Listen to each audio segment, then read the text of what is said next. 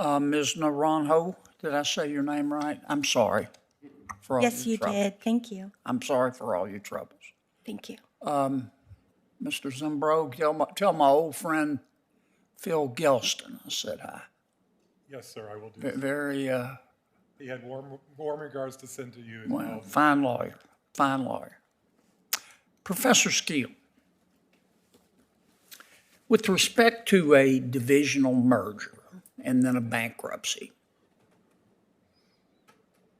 does the bankruptcy judge or does the bankruptcy court make a distinction between a divisional merger bankruptcy in good faith and one in bad faith?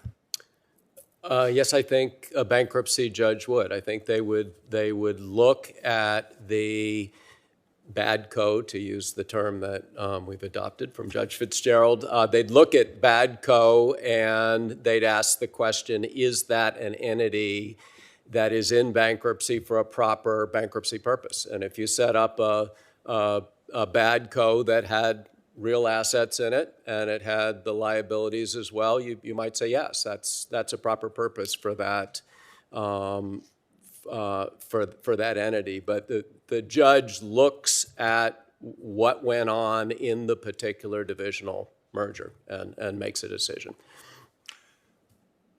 Let me explore that a minute. I've not ever practiced in bankruptcy court. When a divisional merger is done, and then there's a bankruptcy, and you have two companies, I'll use the terms rich co and poor co, as opposed to good and bad. Does the bankruptcy, I assume that counsel for the creditors is raising fresh hell and saying this divisional merger was in bad faith and it was only done to avoid liabilities. Assume that's one of the allegations. Does the bankruptcy judge then hold a hearing and look to poor co and its present and prior management and say, tell me why you did this divisional merger?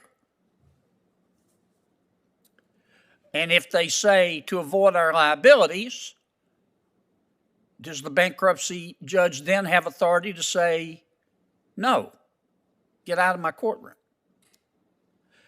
The answer to that would be yes. I'll unpack it just a little bit if I can. So you do the divisional merger. There's nothing strange about a divisional merger in concept. I mean, you can have perfectly appropriate divisional mergers, and nobody thinks about it until we end up in bankruptcy.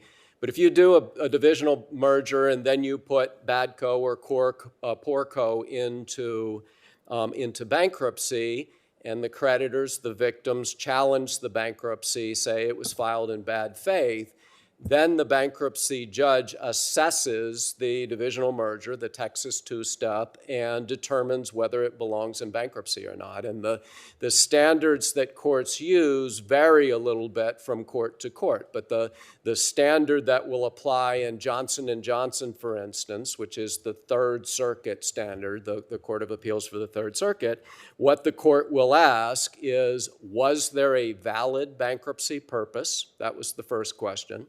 And then the second question is, was this bankruptcy filed simply to gain a tactical advantage in litigation? And if it's not a valid bankruptcy purpose or it was solely for a tactical advantage, the court will kick the case out. And there is a hearing in Johnson & Johnson in its divisional merger case next week to address that question. Let me ask Mr. Zumbro. It seems to me that the issue is, do we have a prophylactic rule passed by Congress that says you can't do a divisional merger and then a bankruptcy?